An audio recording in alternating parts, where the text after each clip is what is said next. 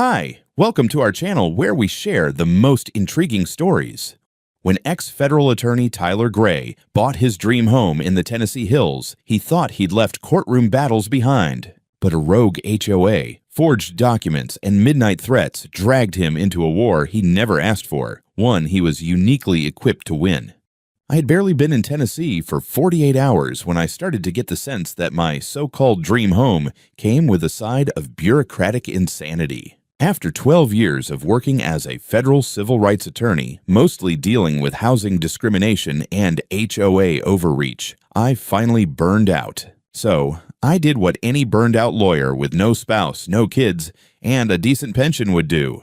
I bought a house in the hills, paid for in full, and planned to spend the foreseeable future drinking strong coffee, fixing up furniture in the garage, and not thinking about litigation. Ever. The house itself was beautiful, newly built, 3,000 square feet of clean lines and mountain air, nestled in a quiet, wooded cul-de-sac called Lakewood Ridge. I had all the paperwork in hand, deed recorded, title clean, zoning confirmed. Most importantly, I had written proof from the developer that my parcel was not, had never been, and could not be subject to any homeowners association due to its early carve-out from the larger development tract. I wasn't naive. I had triple-checked everything before wiring over $850,000 of my own money. I left town for a couple of days to haul the rest of my things from Virginia, and when I came back on Sunday evening, the first thing I saw was a sign at the entrance to the cul-de-sac that hadn't been there before. It was a glossy black aluminum rectangle mounted on a thick post, reading in all caps,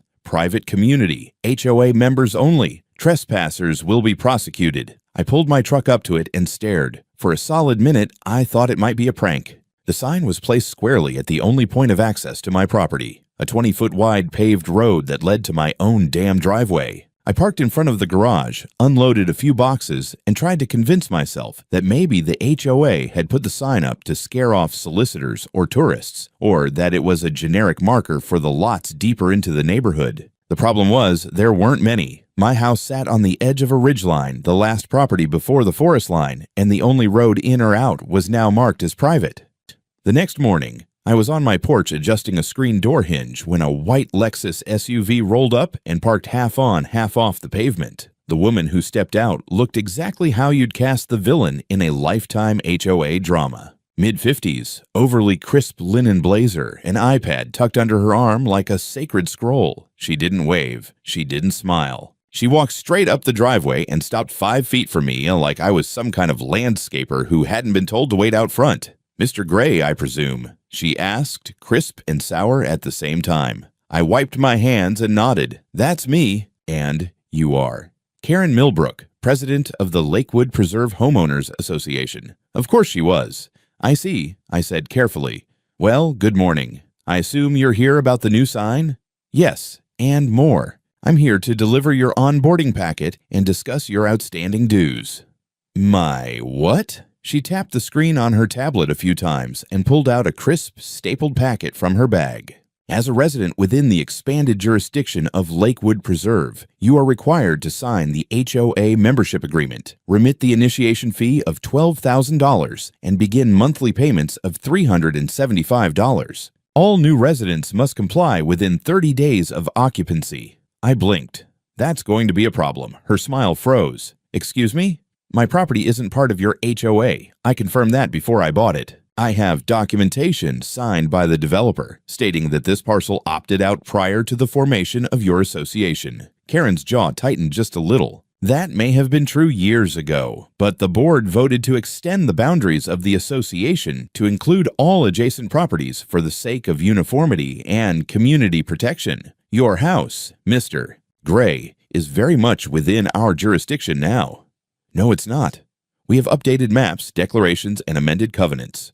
I have a deed, zoning documentation, a notarized exemption, and a title search that says otherwise. Want to compare notes?" Her eyes narrowed, and she raised her tablet again like it was some kind of shield. "We're prepared to pursue legal enforcement should you continue to resist. You'll find the rules in the packet. And you're already in violation of several aesthetic standards." I took the packet from her hand without looking at it. "Let me be very clear. I'm not joining your HOA. This property was never subject to it. I don't owe you $12,000. I don't owe you dues, and I will not be painting my house driftwood beige because your committee says it's calming." Her nostrils flared. "Then I suggest you prepare for the consequences, Mr. Gray.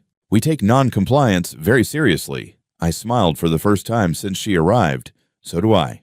She turned on her heel and walked briskly back to her Lexus, slamming the door with a level of force that betrayed just how rattled she was. I watched her drive away, the sign at the end of the cul-de-sac gleaming in the morning sun like some monument to bureaucratic overreach. I tossed the onboarding packet onto the kitchen table without opening it, poured myself a coffee, and booted up my laptop. I hadn't written a legal complaint in almost a year, but old habits die hard. I figured I'd better be ready, because if there was one thing I knew for certain, it was that this was just the beginning. By the time the sun came up the next morning, someone had turned my quiet driveway into a construction zone. I heard the racket before I even got out of bed. Trucks beeping in reverse, metal clanging against asphalt, shouting over diesel engines. I threw on jeans, grabbed my boots, and stepped outside to find two skid steers unloading what looked like crushed limestone right across the only road that led to my house. I stood at the edge of the property, arms crossed, watching as 4 workers in reflective vests shoveled gravel into a neat little mountain directly in front of the cul-de-sac entrance. A laminated sign was zip-tied to a temporary sawhorse. Road closed. Maintenance in progress. Authorized vehicles only. There were no cones, no county trucks, no permits posted anywhere. The whole thing looked like a kindergarten attempt at roadwork cosplay. "Hey," I called out, walking toward the foreman. "Who's in charge here?" The guy, chewing a toothpick like it was his job, gave me a nod and wiped his hands on his jeans. "That'd be me. You the homeowner?" "Yeah. You have a work order or permit for this mess?" He blinked, clearly caught off guard. "We were hired by the Lakewood Preserve HOA, said this was community-maintained access, and we were supposed to start repaving today. Told us to keep it blocked off until they give the green light." I looked past him to the stack of gravel and the trailer full of concrete forms. "You're aware this road leads directly to my property, which is not part of the HOA, right?" He shrugged. "I just go where they send me." "You'll have to take it up with them." I nodded, stepped back, and snapped a few pictures of the trucks, the workers, and the sign. Then I walked 20 feet down the road until I had full cell signal and called the county roads department. After 15 minutes of being transferred between departments, I finally got someone who could confirm what I already knew. There were no authorized road closures, no maintenance permits issued, and no request from the county for any work on. Lakewood Ridge Court. Next call, the police non-emergency line. I kept my tone calm, almost bored. I dealt with more ridiculous situations in courtrooms full of shouting attorneys than this gravel-based hostage situation. The dispatcher promised to send a patrol unit. While I waited, I went back inside and tried turning on the kitchen faucet. Nothing, not a drop. I walked out back and checked the spigot near the AC unit. Dry. I checked the electric panel. Dead. I checked the smart thermostat. No connection. My house, the house I paid cash for, was cut off. No water, no power, just me, a phone, and a growing sense of déjà vu. 15 minutes later, a sheriff's cruiser rolled up. Deputy Martinez, mid-30s, squared jaw, too polite to be from around here, stepped out and took in the scene. "Morning," he said, adjusting his belt. "You the one who called?" "That's right, Tyler Gray. This is my property. These guys are blocking the only road access, and my utilities have been shut off. No permits. No warning, no due process. The HOA's behind it." He frowned and took a slow look at the trucks and gravel pile. "You got ID?" I handed him my license and a copy of my deed. He looked them over and nodded. "I'll talk to the crew." He spent 5 minutes with the foreman. When he returned, he scratched his head. "They're claiming the road's under HOA jurisdiction and that the homeowner consented to the maintenance." "That's a lie," I said. "And even if it were true, no one can just block access and cut utilities without due notice or legal cause." "Well," he said carefully, "this looks like a civil dispute. Without clear criminal intent or a court order, I can't force them to move. But I'll file a report, and you're welcome to pursue legal remedies." I looked him in the eye. "Deputy, did you hear what I said? They cut my water, my power. They placed private security on my land and told me I'm trespassing in my own house. You are currently witnessing the illegal denial of residential access and unauthorized utility interference. That's not just civil, that's criminal." He hesitated. "You got any of that on record?" I smiled and held up my phone. "Every word." "Want a copy?" He sighed and said he'd add it to the report. By late afternoon, the construction crew packed up and left. The gravel pile remained, and so did the "road closed" sign. I drove into town, recharged my phone at a coffee shop, and called both the electric and water providers. Turns out, both had received termination orders from a third-party property management firm, authorized, supposedly, by the Lakewood Preserve HOA. I asked for the documents. They sent scanned PDFs. I stared at them for a long time. The signature authorizing the shutoff wasn't mine. It wasn't even close to mine. It was a half-assed scrawl that read T. Grant. Whoever forged it hadn't even gotten my name right. That night, I stayed at a motel off the highway, charged everything, wrote out a timeline, backed up every photo and recording to the cloud, and started calling old contacts. I had no running water, no electricity, and no road access, but I had a digital arsenal, a trail of forged documents, and more than enough reason to believe this wasn't just HOA pettiness. It was a coordinated, calculated attempt to force me into submission. They had no idea who they were dealing with. The legal envelope arrived 3 days later, hand-delivered by a courier who didn't even bother making eye contact. No knock. Just a soft thump as it landed on my porch. I opened the door to find the thick packet lying on the welcome mat, sealed with the emblem of the Lakewood Preserve Homeowners Association and a cheap gold sticker that might as well have said, "Screw you." Inside were 74 pages of legalese, dressed up like official gospel, a civil complaint filed in the county court accusing me, by full name, of trespass upon community property, refusal to comply with governance protocols, contemptuous disruption of communal harmony, and the most insulting one, unauthorized occupancy of HOA-protected residential space. They were suing me for $12,000 in initiation fees, an additional $900 for late compliance penalties, and punitive damages for allegedly lowering the neighborhood's image. And, just for good measure, they included a cease and desist letter demanding I stop communicating misinformation to fellow residents regarding the nature of HOA jurisdiction. The whole thing read like it had been ghost-written by a petty dictator with a subscription to Suburban Tyrant Monthly. I didn't get angry. I didn't even raise my voice. I sat down at my dining table, opened a blank folder, labeled it Lakewood Idiocy Civil, and began assembling my response. First, I contacted the county clerk's office to request the official development plan for the Lakewood Ridge area. I wanted a copy of the originally recorded subdivision maps, the annexation declarations, and any subsequent amendments. The clerk, bless her heart, was sympathetic. "Mr. Gray," she said over the phone, "I've worked here 16 years. I've never seen a retroactive boundary expansion filed without a formal notice period. If what you're describing is accurate, that's highly irregular." That was the word. Irregular, the same term doctors use when staring at tumors. Meanwhile, word of the conflict started to spread around the neighborhood, but not in the way you might expect. I wasn't receiving support or solidarity. Quite the opposite. People started giving me the cold shoulder. I'd wave at a couple walking their dog. No response. I parked at the edge of the cul-de-sac for a supply run and came back to find a neatly written note tucked under my windshield wiper. "Maybe you should move somewhere with less community." The real gut punch came when a neighbor I hadn't met. Before, mid-30s, cargo shorts, golf tan, walked past my yard and muttered just loud enough for me to hear, "Some people think they're above the rules." I didn't take the bait, but I filed his face away in the mental cabinet labeled "to be." Cross-examined later, it became clear that someone, let's not pretend it wasn't Karen, was poisoning the well. Flyers began circulating in mailboxes warning about a bad faith actor undermining community cohesion. They didn't name me directly, but come on.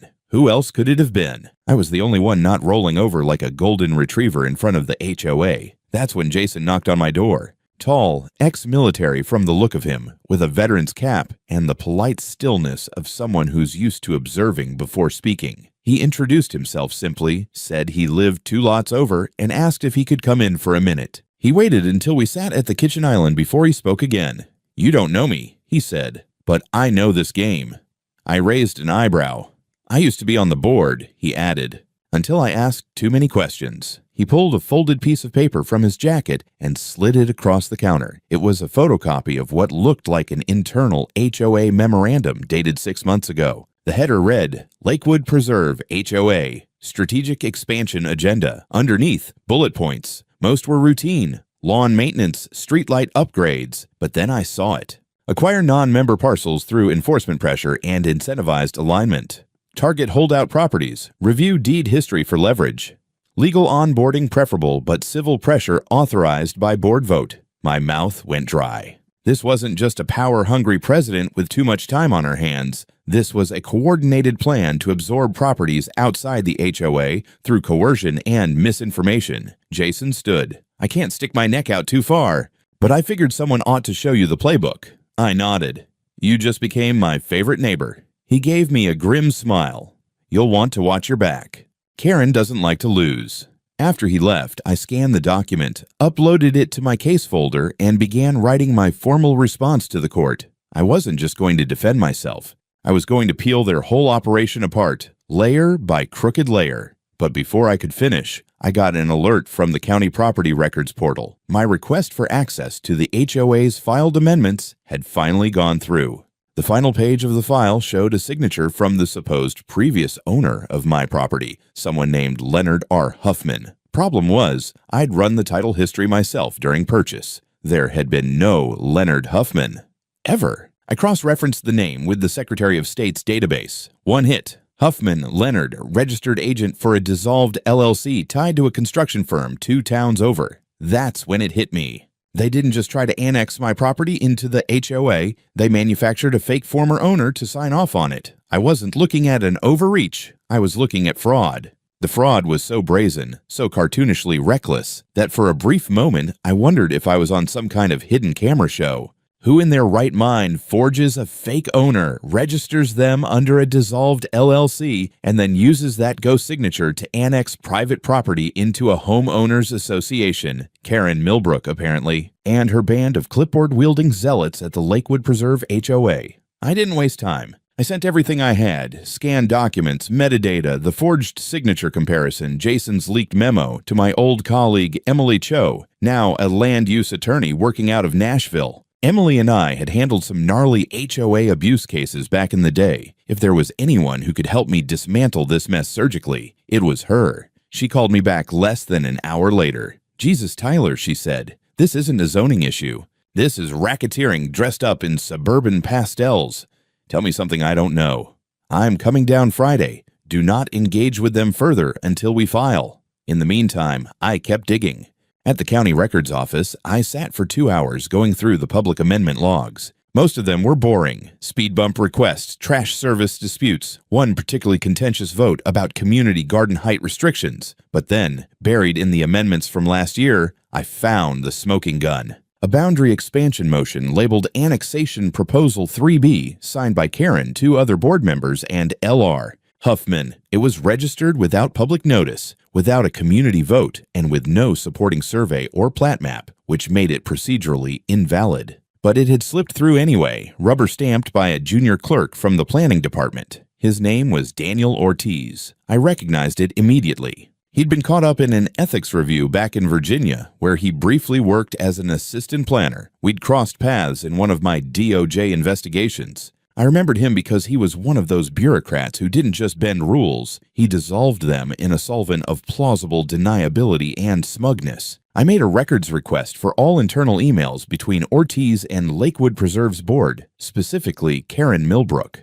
The request would take a few days, but I had a strong feeling what I'd find. Back at home, I found my mailbox open, not damaged, just swinging lazily on his hinge. Inside was a single envelope, no return address. I opened it slowly. A printed photo. My house. Taken from the edge of my backyard. Below it, in bold font, "This can all be over if you just sign." It wasn't even subtle. I checked the security footage from the night before. At 2:28 a.m., headlights flashed in the trees. A figure, slim, hoodie, gloves, walked up to the box, shoved the envelope in, and left. License plate blurred. No face. But they knew where the cameras were, which meant it wasn't random. It was someone who'd been on the property before. The audacity of it made my skin crawl. They were escalating. No more passive-aggressive notes. Now it was midnight threats and open surveillance. I took the photo, the envelope, and the footage down to the sheriff's office and filed a formal complaint. This time, I requested a restraining order against the HOA board, citing harassment and unlawful interference with property. The deputy on duty raised an eyebrow as I laid out the story. "You think they're watching you?" "I know they are." "And you think they forged documents?" "Already proved it." He took my statement down in full. As I was leaving, he said, "You know, we've had a couple calls about this HOA lately. They're intense." "Intense is one word," I said. "I'd go with unhinged." When Emily arrived 2 days later, she brought copies of 3 lawsuits involving Karen Milbrook from other counties. None had resulted in convictions, but the patterns were identical: boundary manipulation, fabricated covenants, pressure tactics on holdout homeowners. "She's been trying this in multiple places," Emily said, "and no one's taken her down because they all settled. No one wanted the fight." "Well," I said, pouring her coffee, "she picked the wrong mailbox. We spent the entire weekend building our federal case. Claim 1, unlawful interference with real property. Claim 2, fraudulent filing of official documents. Claim 3, civil conspiracy to defraud a property owner." And then Emily leaned in. "You want to go nuclear?" "I'm listening." "We had a RICO claim. Show a pattern, multiple victims, coordinated coercion for financial gain. We treat this like organized fraud, not just HOA nonsense." I stared at her for a beat. Karen's about to regret every pastel binder she's ever touched. We filed the preliminary complaint on Monday. 31 pages, attached exhibits, signed affidavits, notarized copies. It wasn't a petition.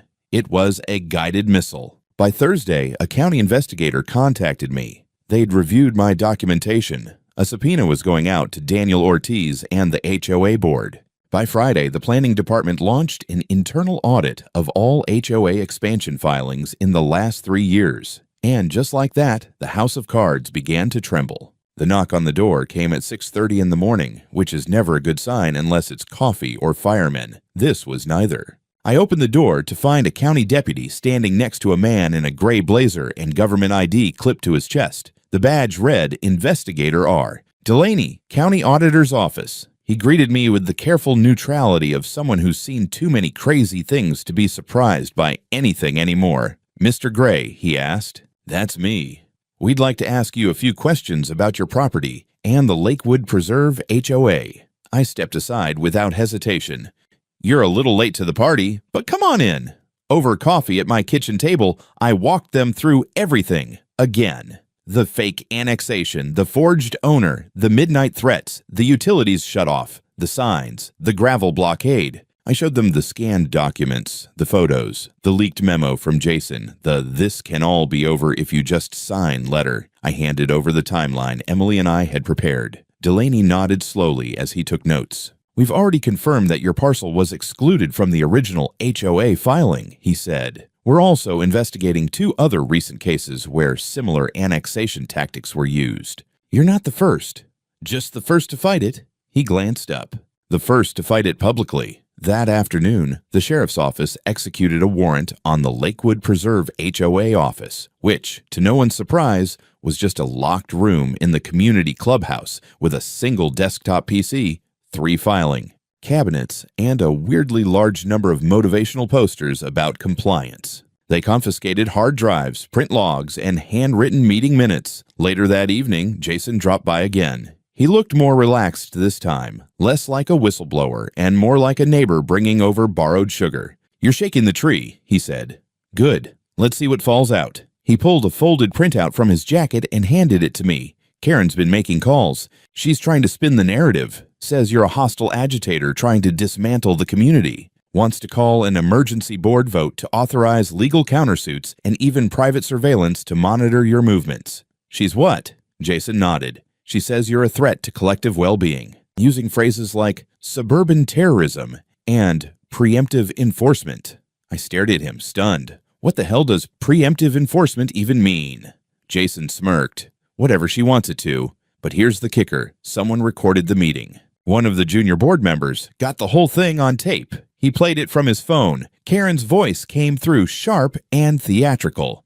And if Mr. Gray insists on acting like he's above the law, then we'll treat him like the threat he is. We'll get eyes on him, find something, anything. No one is immune to pressure." I emailed the recording to Emily with the subject line, "New Exhibit." "Please tell me this is actionable." She replied 10 minutes later, "Oh, it's actionable. It's also going to make a damn fine opening in court." The next morning, the press got wind of the lawsuit. Local papers first, then the evening news. Then, inevitably, a blog picked it up with the headline, "Retired Federal Attorney Suing HOA Over Fraud, Forced Annexation and Stalking Allegations."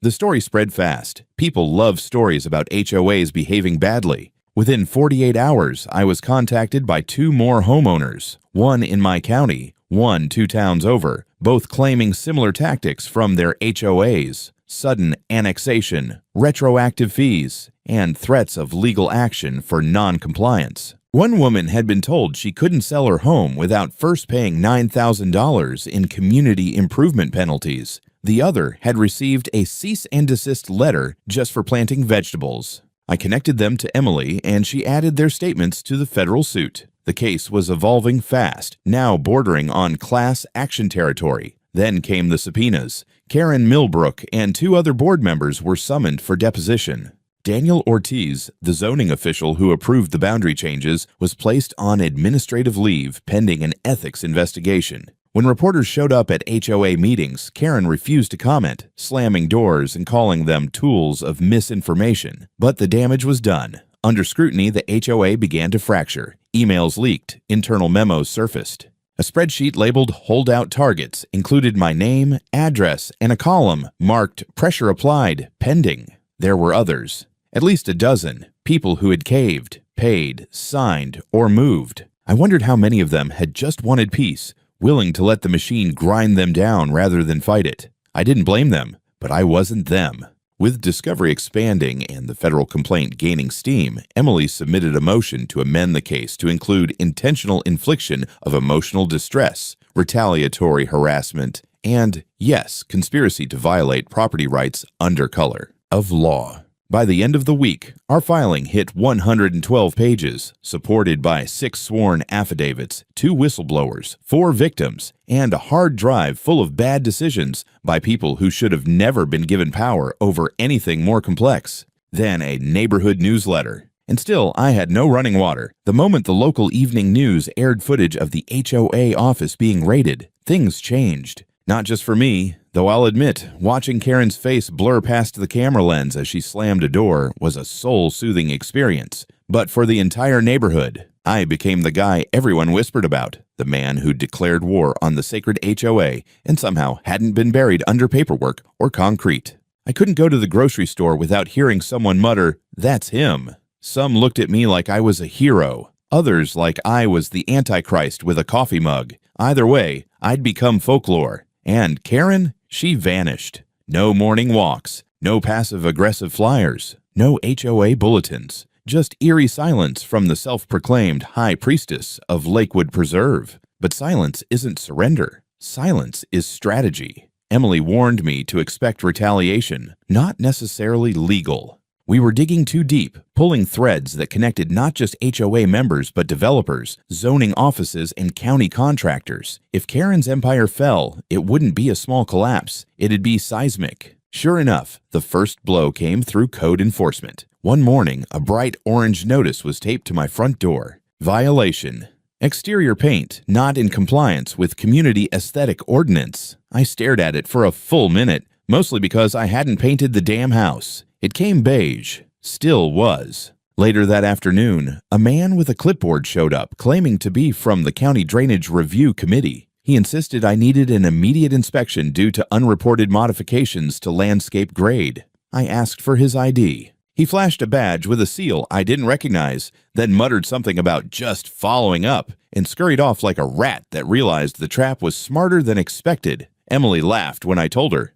"They're not even pretending to be subtle," she said. "Just document everything. They're building a paper wall to bury you under." The next day, someone slashed 2 of my tires. The day after that, my mailbox was knocked off its post. And on Thursday night, someone spray-painted "snitch" across my garage door in blood-red letters. This wasn't just HOA anymore. This was goon work. I installed new motion lights, added 2 more cameras, and sent every bit of footage to the sheriff's office. Deputies came out, took statements, but didn't promise much. Without plates or faces, one of them said, "It's circumstantial." Emily wasn't buying it. "This is coordinated," she said. "They're trying to intimidate you into settling or withdrawing the suit." "Yeah, well," I muttered, scrubbing paint off the garage. "They'll need more paint." But it wore on me. The constant edge, sleeping with one eye open, waking at every creak. And worst of all, the water was still off. Turns out the utility company had a contract with a third-party service provider, one that Karen had recommended during her time on the local advisory board. I called them every day, filed every appeal I could. The answer was always the same: pending compliance with HOA directives. Emily filed an emergency motion for injunctive relief. We included the utility shutdown, the vandalism, the attempted inspections, the code citations, all of it. The judge reviewed it that evening. The next morning, we were granted a temporary restraining order against the HOA and its affiliates. They were ordered to cease any direct or indirect attempts to interfere with my property, utilities, access, or safety. 2 deputies showed up that afternoon to hand-deliver the TRO to the HOA board, now reduced to 2 frightened women who had clearly not signed up for federal heat. Karen was still missing in action. Later that night, Jason dropped off a flash drive. "It's the HOA's internal Slack archive," he said. One of the board members turned it over. It was everything. Karen orchestrating harassment, a message chain titled Operation Fence-In with laughably criminal plans, discussions about manipulating code enforcement, even a meme one of them made of me photoshopped onto a clown body with the caption "Tyler the Tyrant," amateur hour. We printed every chat, annotated the timestamps, and attached them as supplemental exhibits. Emily included a new claim: intentional pattern of harassment in violation of the Civil Rights Act under color of authority. That's when we knew we were no longer dealing with suburban bullies. We were dealing with federal crimes. A week later, federal agents visited Karen's home. They didn't find her because Karen had fled the state. When the federal agents confirmed that Karen Millbrook had officially skipped town, left behind her faux colonial, perfectly pressure-washed home with the Live Laugh Lakewood porch sign still hanging, I didn't feel triumph. I felt a slow, simmering anger, because flight doesn't erase harm. It just delays accountability, and it meant someone else would have to drag her back into the light. The investigation picked up speed without her. With the internal HOA communications and the Slack archives submitted into evidence, the U.S. Attorney's Office opened a case file for potential wire fraud, conspiracy, and violations of the RICO Act. Yes, that RICO, the one designed for organized crime. Apparently, it's versatile enough for suburban tyrants with clipboards and too much free time. Meanwhile, Emily and I worked with 3 other homeowners who'd come forward after the media coverage. One of them, a 72-year-old man named Gerald, had been paying fraudulent beautification fees for 2 years under threat of lien. When he tried to sell his house, Karen's board claimed he owed over $28,000. There was no record of these fees in the official HOA budget, just ghost charges invented as leverage. Gerald nearly cried when I showed him how none of it held legal weight. "You mean they can't take my house?" "No, Gerald, they never could. They just hoped you wouldn't ask." The scope of it all became clearer. This wasn't one rogue HOA president flexing her entitlement. This was an organized scam preyed on the elderly, the unaware, the exhausted. They used the language of order, community standards, architectural review, neighborhood integrity as camouflage for extortion. We amended the federal suit again, with a new batch of plaintiffs and new charges: elder abuse, extortion under false authority, and systemic fraud using municipal misrepresentation. By now, Karen's name was on every local station. Her smiling HOA campaign photo from 3 years ago, back when she wore pearls and promised to restore harmony to Lakewood Preserve, had become the face of modern suburban villainy. Someone even made a satirical TikTok account impersonating her. It went viral. I didn't even know you could go viral for fraud. A break came from an unlikely source: Daniel Ortiz. He requested a private meeting through his lawyer. Emily and I agreed to a supervised deposition. When he sat across from us, he looked like a man who'd aged 20 years in 2 weeks. "I didn't know how far it went," he said.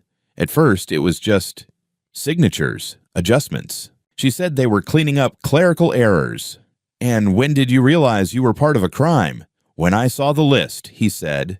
"The pressure list. People marked for enforcement. Some of them didn't even live in the HOA boundaries. One of them was an old woman with terminal cancer. They marked her as low resistance, high potential return. I clenched my fists under the table. Daniel handed over more emails, signed approvals, and a damning memo from Karen addressed to him directly, offering a consulting bonus if he streamlined annexation requests to minimize public resistance. That memo would become Exhibit G, the linchpin of the RICO charge. Then came the grand jury summons. Karen was indicted in absentia. 3 other HOA board members were charged with conspiracy to commit fraud, unlawful property coercion, and misuse of municipal authority. A warrant was issued for Karen's arrest nationwide. Her accounts were frozen, her assets seized. Lakewood Preserve fell into administrative receivership. The HOA was legally dissolved by court order, pending full restitution to its victims.